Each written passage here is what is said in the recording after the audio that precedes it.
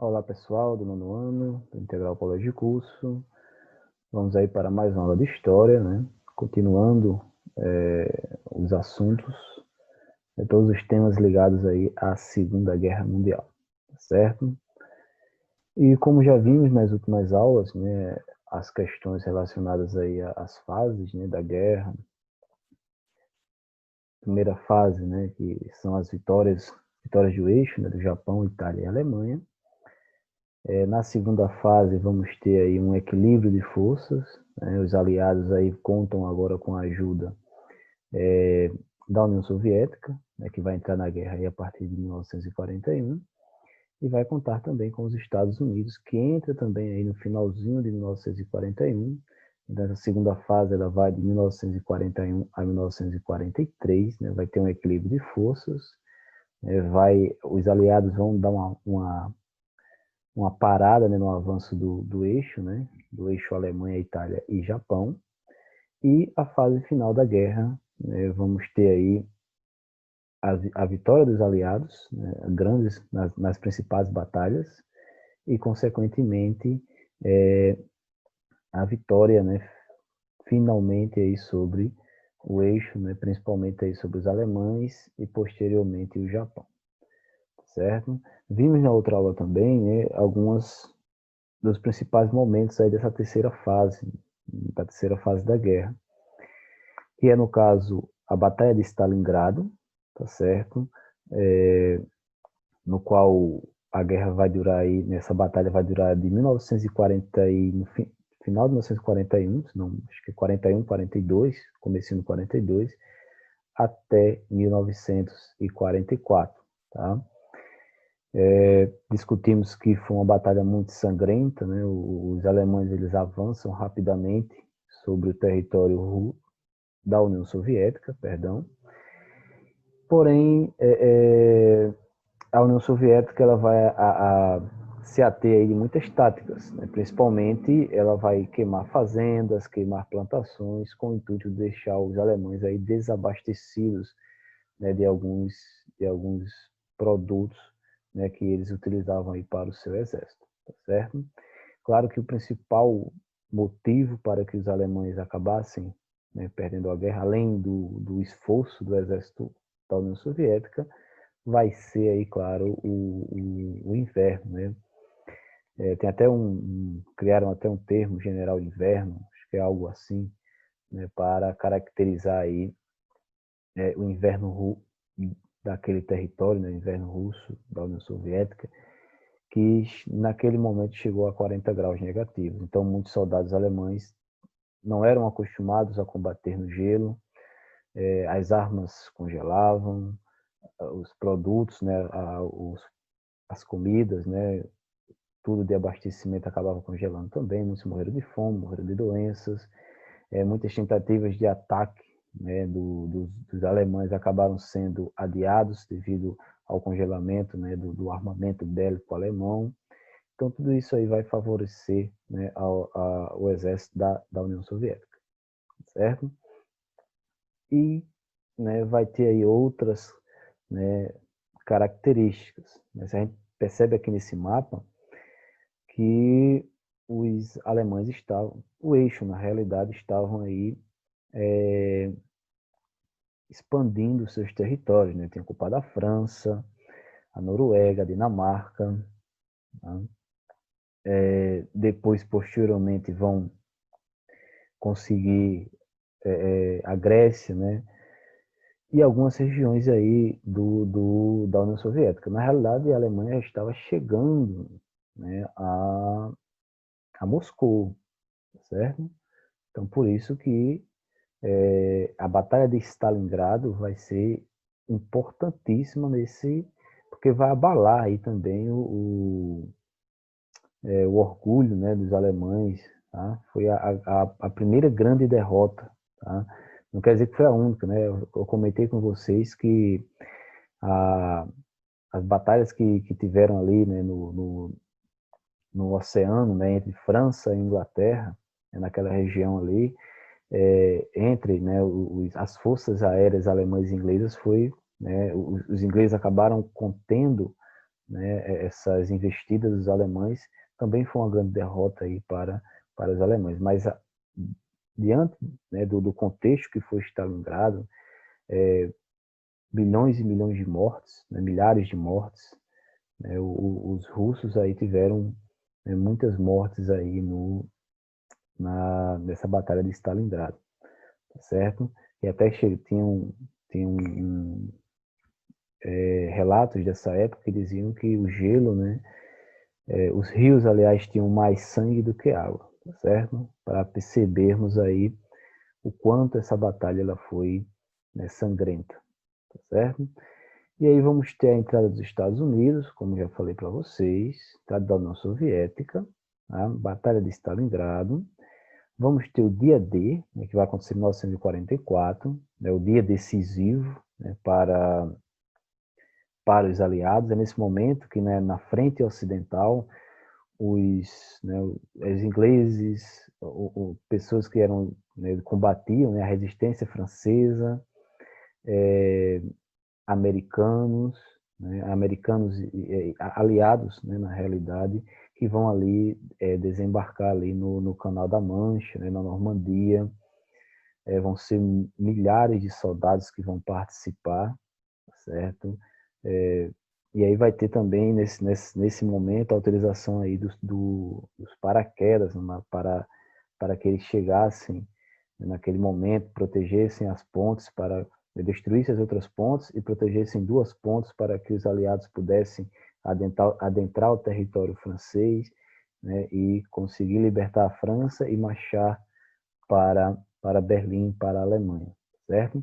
Por isso que eu coloquei marcha para Berlim, porque no momento que a União Soviética ela consegue expulsar, né, em 1944, consegue expulsar os soviéticos, aliás, os alemães do território soviético, né, aí estava de um lado, no Oriente, os soviéticos, né, marchando para Berlim, e do outro lado, né, principalmente os Estados Unidos. Então, quem chegaria à Alemanha primeiro? Quem renderia, né, acabaria, né, rendendo os alemães primeiro. Então, por isso, esse momento aí vai ser chamada de Marcha para Berlim, certo? E aí era uma demonstração de força. Quem iria chegar primeiro? E aí já podemos pensar, né, na Guerra Fria, tá? Porque aí as duas principais potências estavam começando a colocar aí suas garras, né, seus interesses, começando a mostrar suas forças, né, força bélica, força política, certo? E é nesse momento, tá, que aí vamos ter a rendição alemã. Tá? Os alemães estavam sendo atacados por todos os lados, né, no lado oriental pelos soviéticos, do lado ocidental por Estados Unidos, por ingleses, por franceses também, depois da libertação. Tá? E aí a única cidade, né, claro, vai ter muitos bombardeios, tá? Vai ter cidades alemãs que vão ser completamente destruídas, a população vai, mais uma vez, vai sofrer muito com isso, e era uma novidade, né, para a população alemã, porque ainda não tinha sido atacada dentro do seu território. Tá? Os alemães estavam atacando sempre, né, primeiro, mas dessa vez, né, não vão poder atacar primeiro, tá certo? E aí faltava Berlim para a conquista. Tá? Por falta de soldados, né, quando Berlim quase que completamente cercada, vai faltar soldados. Os soldados estavam sendo presos, muitos estavam sendo mortos. Tá? E aí os alemães eles vão colocar crianças, adolescentes, para formarem aí esse exército. Tem um filme que acho que é A Queda, né, que vai contar as últimas horas de Hitler. E eu acho que é esse filme, né, que vai mostrar, né, alguns adolescentes lançando, né, bombas, atirando com armas, porque Hitler fazia aquela campanha, né, e aí colocavam, né, crianças adolescentes de 13, 14, 12 anos, tá? Colocou também aposentados da Primeira Guerra para combater. É uma atitude, né, desesperada do comandante, né, do Império Alemão, aí, no caso, o Terceiro Reich, certo? E aí não teve jeito, né? Em 30 de abril de 1945, Hitler reconhece a derrota, tá? Ele não aceita, mas ele reconhece, e ele vai cometer suicídio com sua esposa, tá? E aí o que é que ele faz? 2 dias antes, o Mussolini tinha sido capturado, preso, né? Alguns revoltosos, né? Pegaram o Mussolini, não sei se eles foram enforcados, sei que ele foi morto, né? E foi colocado aí na cidade de Roma aí como exposição, né? O seu corpo e com a sua mulher foi colocado em exposição. Então Hitler ele não queria isso. Ele não queria que o Stalin, né, o seu principal inimigo, né, o comunista, né, o comunista Stalin, não queria que o Stalin ou outro, principalmente Stalin, chegasse em Berlim, o prendesse ou encontrasse ele morto, né, pegasse seu corpo e expôs seu corpo para, né, todo mundo. Então o que, é que ele faz? Ele parece que se suicida com um tiro, sua esposa toma veneno e ele pede, né, para um dos seus generais para colocar fogo, né, porque ele não queria que nenhum vestígio seu sobrasse. Né, e foi isso, né, segundo os estudos, né, que aconteceu, certo? Ele deixa, né, o seu principal soldado no poder ainda, né, ele repassa o poder, mas em 8 de maio é declarada a rendição, né, da Alemanha aí pelos soviéticos. Ou seja, os soviéticos foram os primeiros a chegar a Berlim, tá? Mostrando aí toda a sua força, diferentemente da Primeira Guerra Mundial, tá? Os soviéticos são os primeiros a chegar, né, com um exército muito forte, tá? E muito numeroso também, tá?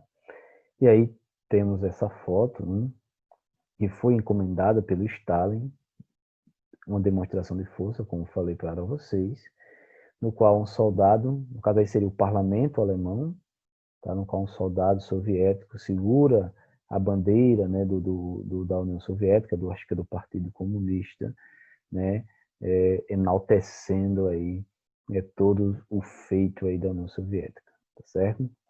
Como falei, uma demonstração de força, tá? Mesmo a guerra acabando, mesmo a Alemanha ainda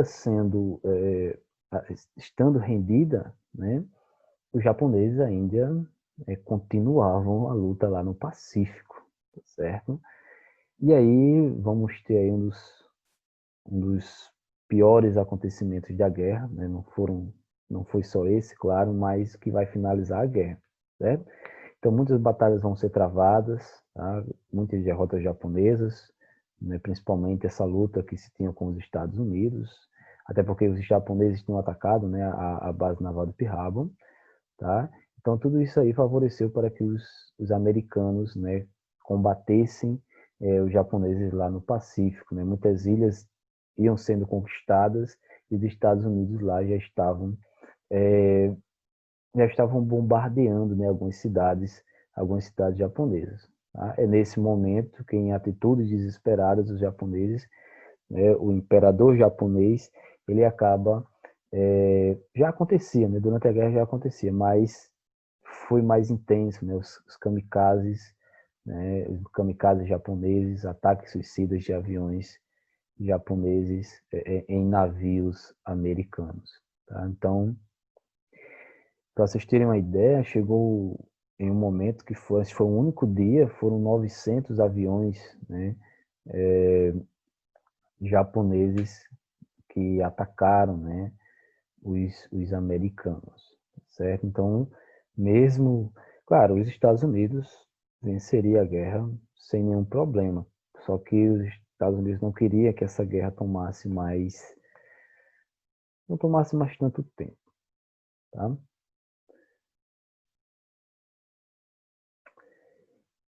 E aí, a não rendição japonesa, né, fez com que os Estados Unidos lançassem, em 6 de agosto de 1945, a primeira bomba atômica. Né? Essa bomba atômica, se eu não estou enganado, ela era com... não era, acho que era urânio. Tá? Então, tinha acho que a quantidade de urânio era mais ou menos de uma bolinha de tênis, né? Pelo menos os estudos que eu fiz, seria isso, né? E para percebermos o quanto essa bomba ela foi poderosa, tá?